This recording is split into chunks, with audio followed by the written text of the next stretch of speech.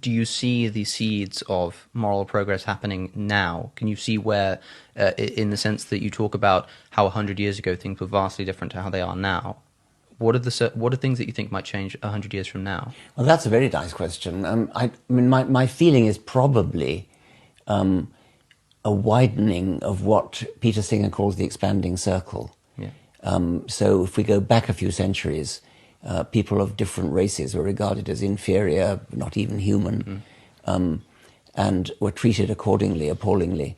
And so I suppose the obvious extrapolation of that is the widening of the expanding circle to non-human species. Now, Singer talks about how you can make an evolutionary case about why it makes sense to care about fellow creatures, when a lot of people would intuitively say that if evolution serves the self, which of course it serves the gene, but people see it as serving the self, how can there be altruistic behavior? And he offers an explanation to say that, you know, when you help your fellow creature, you're helping those who share your genes. It makes evolutionary sense to develop a care for your fellow creature.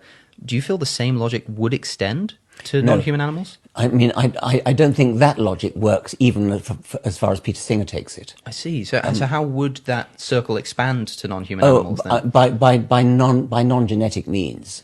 Right. I think that that he's actually right to want to expand the circle morally, but I think he's wrong to think that it really is the same process of evolution. That the expanding circle really does represent something evolutionary. It doesn't.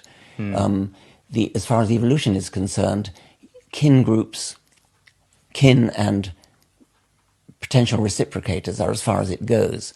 The expansion is done by what I would call a mistake, a very blessed mistake, a very good mistake.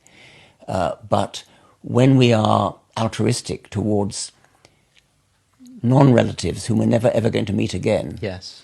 that is a byproduct, a mistaken, but I hasten to stress again, a very good mistake. Yes. But I mean, you can see why, I think as Singer points out in The Expanding Circle, the way that human beings were living at the time that these characteristics evolved, it made sense to treat any human being you meet as though they were a relative, because they likely were.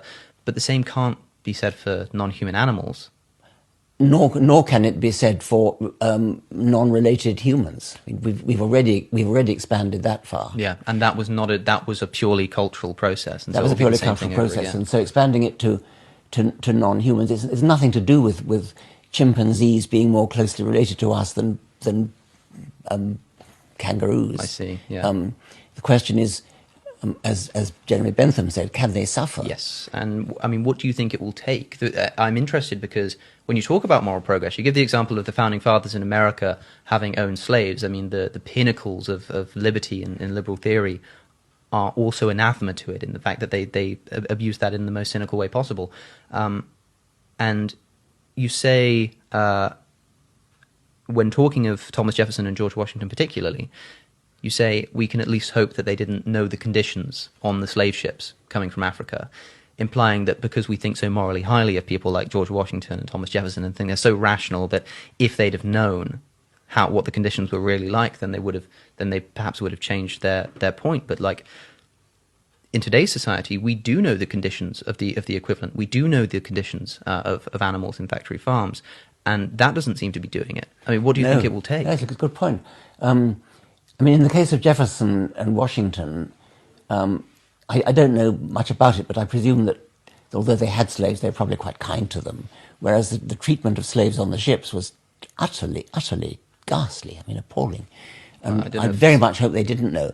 But you make the point about, you know, when we see lorries transporting sheep or cows, they remind me of, you know, Yes. railway trucks going to Belsen.